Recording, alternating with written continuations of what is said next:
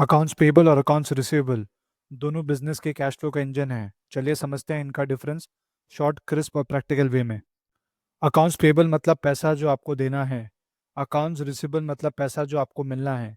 Simple, एक liability है, दूसरा एसेट। पेबल तब बनता है जब आप क्रेडिट पे गुड्स खरीदते हो। रिसीवेबल तब बनता है जब आप गुड्स बेचते हो और पैसा बाद में मिलता है। अकाउंट्स पेबल बैलेंस शीट के लाइबिलिटी साइड में होता है और जब पेमेंट करते हो तो कैश आउटफ्लो होता है।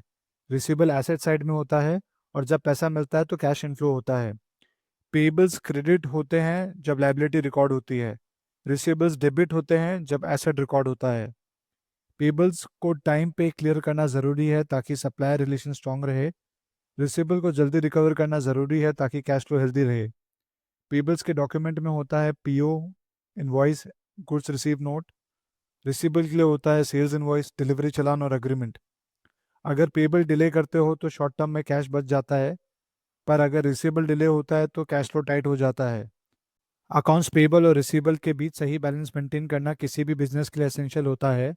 यही बैलेंस डिसाइड करता है कि कैश फ्लो की स्ट्रेंथ और बिजनेस की स्टेबिलिटी।